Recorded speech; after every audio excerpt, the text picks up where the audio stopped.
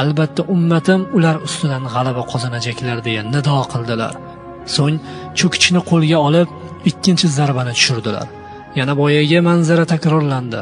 Zarb ta'siridan chatnagan xarsang o'zidan baland alangasimon nur taratib chaqnadi. Payg'ambar alayhissalom yana Allohu akbar deya takbir aytdilarda, menga Rum saltanatining ochqichlari berildi. Bu yo'qda u hozirgina menga Rumning qirmizi qasrlarini ko'rsatdi. Albatta ummatim ular ustidan g'olib bo'lajaklar dedilar. Va nihoyat 3-chi zarbani tushirganlarida xarsang butkul parchalanib, o'zidan ko'zni qamashtiruvchi kuchli nur taratgan holda taslim bo'lganini e'lon qildi. Shunda payg'ambar va musulmonlar Allohga hamd va sano va shukronalar bajo keltirdilar. Alloh payg'ambarining so'zlari rostdir deya hayqirdilar. Salmon Handaq loyihasining muallifi va o'zidan kelajakka oid ayrim g'ayb asrorlari otilib chiqqan mo'jiza xarsang sohibi edi. U Rasululloh sallallohu alayhi va sallam yonlarida turib, har zarbda toshdan taralayotgan yog'duni mushohada qilar ekan, ularga hamohang ravishda payg'ambar tilidan otilib chiqayotgan bir-biridan quvonchli mujdalarni eshitib turdi. Darhaqiqat, u va'da qilingan dorilamon kunlarga ham yetib keldi. Mazkur bashoratlar uning ko'z o'ngida birin-ketin ro'yobga chiqa boshladi. Fors va Rum shaharlarini, San'o, Shom, Misr va Iroq qasrlarini ko'rdi. Uning ko'z o'ngida butun yer bag'ri olam bo'ylab hidoyat va ezgulik nurlarini sochgan holda osmon opar minoralar ustidan taralayotgan muborak sado ta'siridan junbushga kelardi. Ana endi u Madoindagi hovlisi oldida chizilgan serbarg daraxtlar ko'lankasida huzur qilib o'tirgancha uni maroq bilan tinglayotgan hamrohlariga haqiqat yo'lidagi buyuk sarguzashtidan hikoya qilmoqda. Ularga qanday qilib o'z qavmining otashparastlik dinini tashlab masihiylikka o'tgani, so'ngra qanday qilib masihiylikdan islomga o'tgani, qanday qilib aqli va ruhini ozod qilish yo'lida otasi bozixning boyliklaridan voz kechib, o'zini faqirlik girdobiga urgani va qanday qilib haqiqat izidan borar ekan, qul bozorida sotilgani.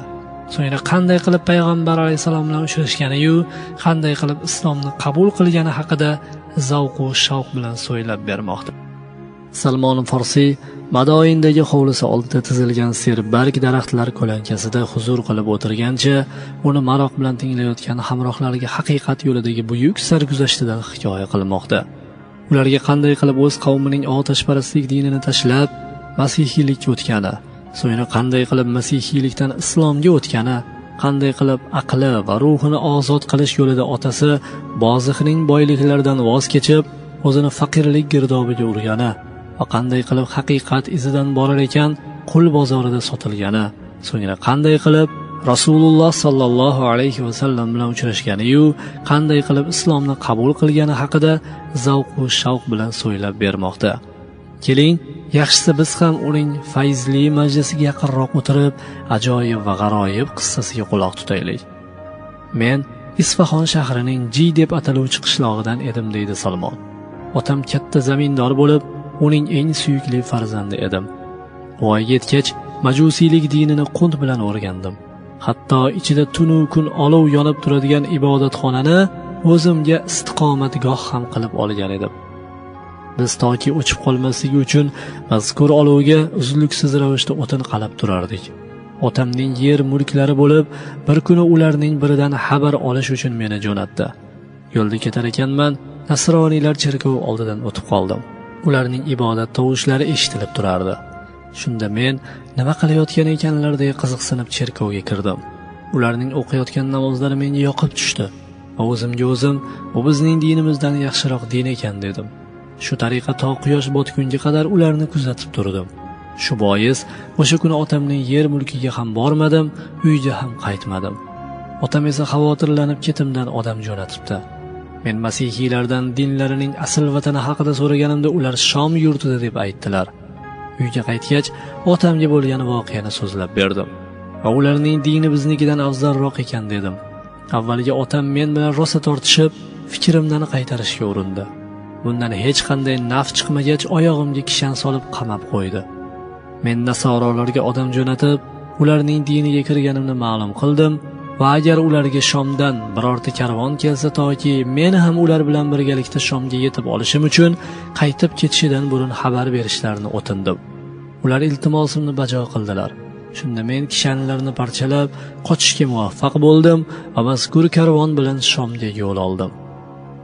U yerda nasroniylarning olimlari haqida so'rab surishtira boshladim. Meni cherkov sohibi yepiskopga dalolat qildilar. Uning huzuriga borib boshdan kechirganlarimni so'zlab berdim va uning cherkovida dastyorchilik ishlarini qilib va bir yo'la nasroniylikdan ta'lim olib yashay boshladim. Lekin bu yepiskop yomon odam edi.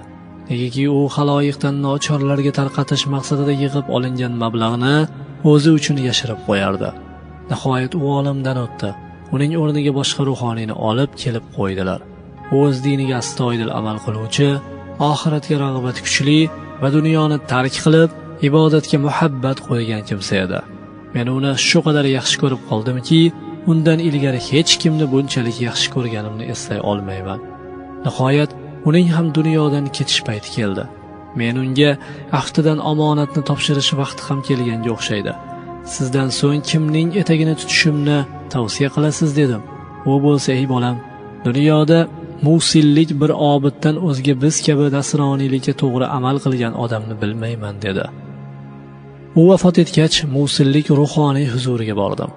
Unga ham boshdan kechirganlarimni so'zlab berdim va uning huzurida ham Alloh xohlagancha muddat davomida yashadim. Nihoyat uning ham paymonasi to'ldi. Men undan ham o'zidan keyin kimni huzuriga borishim haqida so'radim.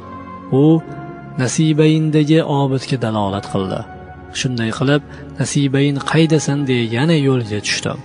Uning huzuriga yetib kelgach, unga ham sarguzashtimni hikoya qilib berdim va uning huzurida ham Alloh istagan miqdorda istiqomat qildim. Uning ham kuni bitgach, u menga Rum saltanatiga tegishli Amuriya degan yerdagi obid huzuriga borishimni tavsiya qildi. Shu tariqa Amuriyadagi obid huzuriga keldim. Uning qo'l ostida yashagan muddatda maoshim hisobiga bir qancha qo'y va sigirlar yig'ib qo'ygan edim. Nihoyat uning ham vafoti yaqinlashdi.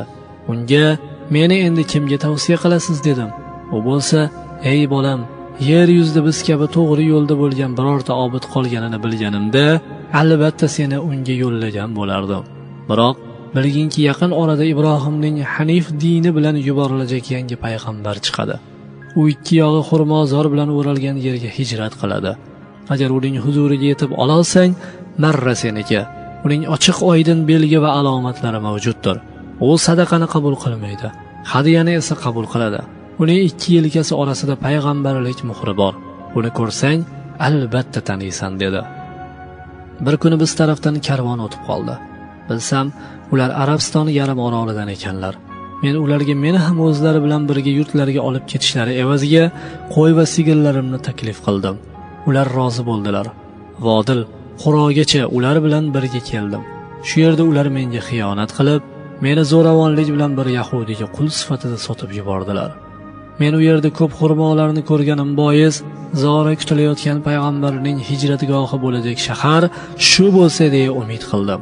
Lekin afsuski, u bo'lib chiqmadi. Shu tariqa meni sotib olgan kishi xonadonida ishlay boshladim. Bir kuni uning huzuriga Banu Qurayzalik bir yahudiy kelib, meni undan sotib oldi va o'zi bilan birgalikda Madinaga keltirdi. Allohga qasamki, bu shaharni ko'rishim bilanoq menga vasflangan shahar shu ekaniga amin bo'ldim. Shu tariqa yahudiyning xurmozorida ishlay boshladim. Bu orada esa Alloh o'z payg'ambari